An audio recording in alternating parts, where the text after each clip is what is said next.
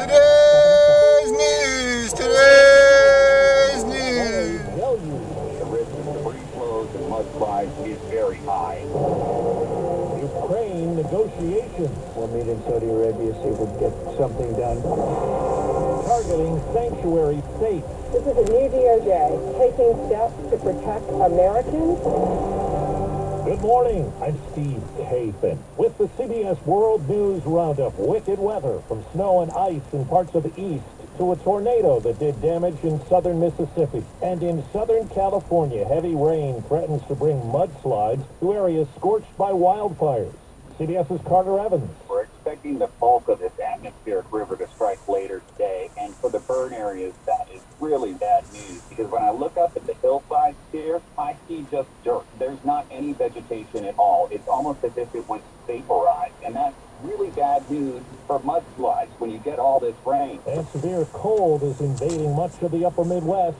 Meteorologist Craig Allen. Bitter cold air is pouring down into the northern Rockies, northern plains. Temperatures will be down to minus 20 to minus 30 actual readings, and we could have wind chill readings as low as minus 50. Another frigid blast is expected next week. Overseas, German officials say it was an attack as a car plowed into a union demonstration in Munich, injuring at least 28 people. A 24-year-old suspect in custody is believed to be an Afghan asylum seeker.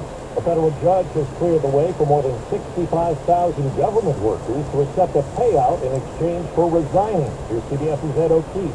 Federal judge in Boston didn't weigh in on the legality of the program, but ruled the three unions that sued don't have legal standing to challenge the offer. The Office of Personnel Management, which offered the payout, says the ruling shows it's both legal and a valuable option for federal employees, and called the option carefully designed and thoroughly vetted. CBS News confirms mass firings have begun at the Department of Education, a department the president has talked about eliminating entirely. We have a massive bureaucracy in Washington, D.C. We have buildings that are all over the city.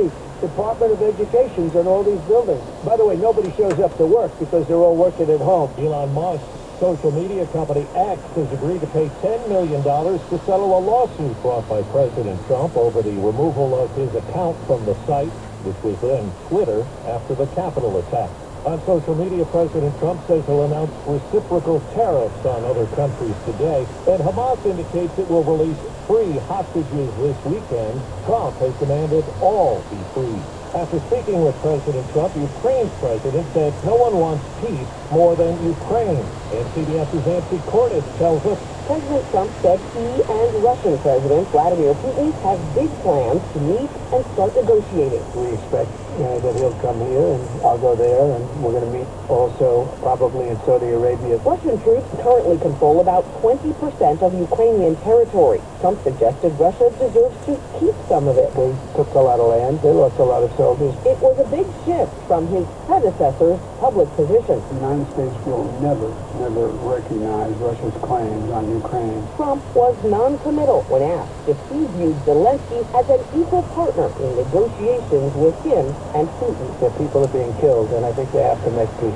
the federal government is suing New York State over immigration policy, specifically a law that allows immigrants without legal status to get driver's licenses. New York has chosen to prioritize illegal aliens over American citizens. Attorney General Pam Bondi. And if you are a state not complying with federal law, you're next. Get ready. 4 minutes after the hour.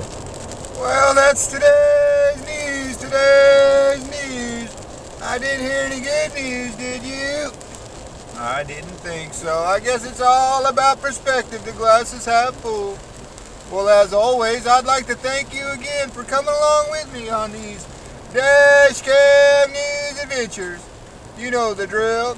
Peace, love, and all that hippie jazz. Bye-bye, everybody. It's 54 degrees in Oakland, California.